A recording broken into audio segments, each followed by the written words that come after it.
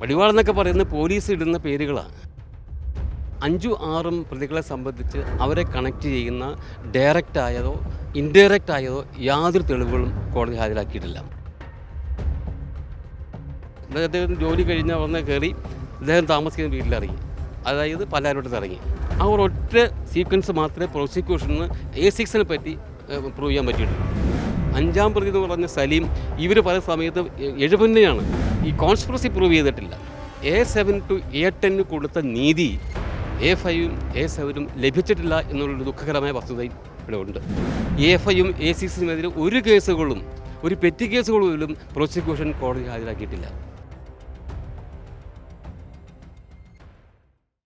നമസ്കാരം. നടി ആക്രമിക്കപ്പെട്ട കേസിലെ 5-6 പ്രതികളുടെ അഭിഭാഷകൻ അഡ്വക്കേറ്റ് സാബു നമ്മോടൊപ്പം ചേരുന്നുണ്ട്.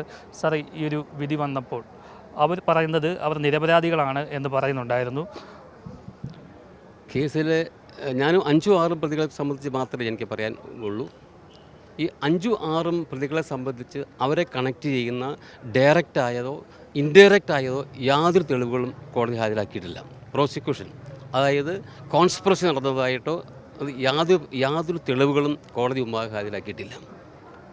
ഈ 6-ാം പ്രതി എന്ന് പറഞ്ഞ ആളുടെ പ്രോസിക്യൂഷൻ കേസ് തന്നെ അദ്ദേഹം ഒരു ബസ് കണ്ടക്ടറായിരുന്നു.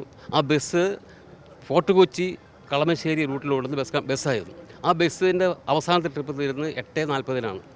9 മണിക്ക് ബസ് ട്രിപ്പ് കഴിഞ്ഞ് അദ്ദേഹം ടിക്കറ്റ് രാക്ക് കൊണ്ട് ബസ് സ്റ്റോപ്പിൽ നിൽക്കുമ്പോഴാണ് ഈ വാഹനത്തിൽ കയറി. വാഹനം ഓടിക്കുന്ന അവരെ ഒന്നിച്ച് താമസിക്കുന്ന ഡ്രൈവർമാരും കണ്ടക്ടർമാരും താമസിക്കുന്ന ആ പൂളിൽ ഒരാളാണ്.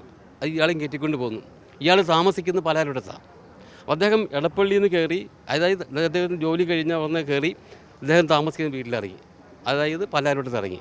ആ ഒരൊറ്റ സീക്വൻസ് മാത്രമേ പ്രോസിക്യൂഷന് A6 പറ്റി പ്രൂവ് ചെയ്യാൻ പറ്റിയിട്ടുള്ളൂ. അതും A6-ൻ്റെ കയ്യിൽ ടിക്കറ്റ് റാക്ക് ഇരിക്കുക.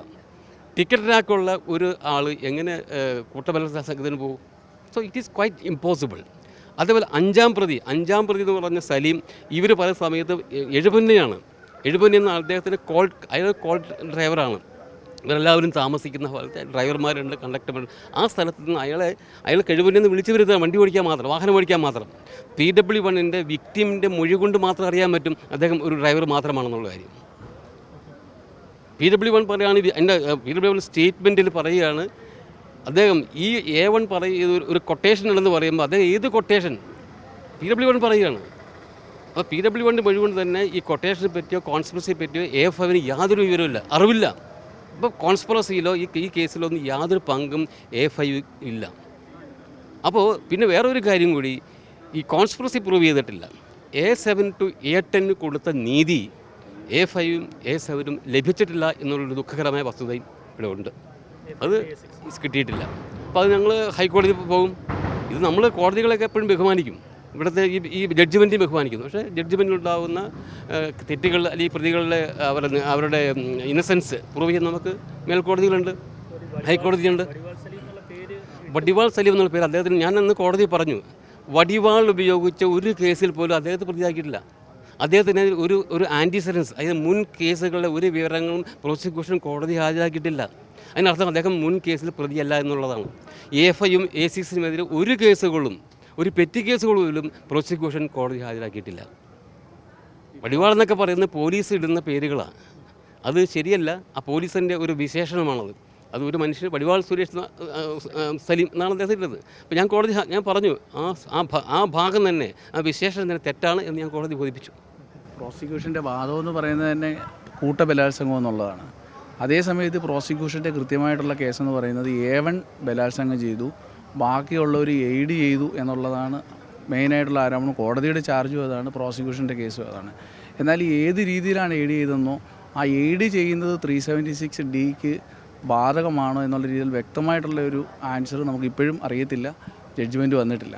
അപ്പോൾ ആ 376D ആരോപിക്കപ്പെട്ട 2-3 പ്രതികളുടെ എന്താണ് കോടതി ഫൈൻഡിങ് എന്നുള്ളത് ജഡ്ജ്മെൻറ്റ് വന്നെങ്കിൽ മാത്രമേ നമുക്ക് പറയാൻ പറ്റുള്ളൂ. പക്ഷേ 376D ബാക്കി പ്രതികൾക്ക് ബാധകമല്ല എന്നുള്ളതാണ്. പ്രത്യേകിച്ച് 5-6 പ്രതികൾക്ക് ബാധകമല്ല. അതുതന്നെയാണ് പറഞ്ഞത്. സലീമിനോട് നേരിട്ട് സംസാരിച്ചപ്പോൾ സലീമും ഇത് തന്നെയാണ് പറഞ്ഞത്. ഈ വടിവാൾ എന്നുള്ള പേര് പോലീസാണ് ചാർത്ത് നൽകിയത്. വടിവാൾ ഉപയോഗിച്ച് എന്തെങ്കിലും കൃത്യം നടത്തിയതായിട്ടുള്ള കേസുകളോ അങ്ങനെയുള്ള കാര്യങ്ങളോ ഒന്നുമില്ലായിരുന്നു എന്നൊക്കെയാണ് പറയുന്നത്. എന്തായാലും ഈ പ്രതികളായിട്ടുള്ള 7 മുതൽ 10 വരെയുള്ള പ്രതികളെ വെറുതെ വിട്ടിരുന്നു. അതേ ആനുകൂല്യം തന്നെയാണ് ഈ 5-6 പ്രതികൾക്കും കിട്ടേണ്ടിയിരുന്നതെന്നാണ് ഇപ്പോൾ അഡ്വക്കേറ്റ് സാബു പറഞ്ഞിരിക്കുന്നത്. അത് സംബന്ധിച്ച് ഹൈക്കോടതിയിൽ അദ്ദേഹം ഹർജി നൽകാൻ ഇരിക്കുകയാണ്. കൊച്ചിയിൽ നിന്നും പ്രണവ് വിജയനൊപ്പം ആർ പിയൂഷ്, മറുനാടൻ മലയാളി.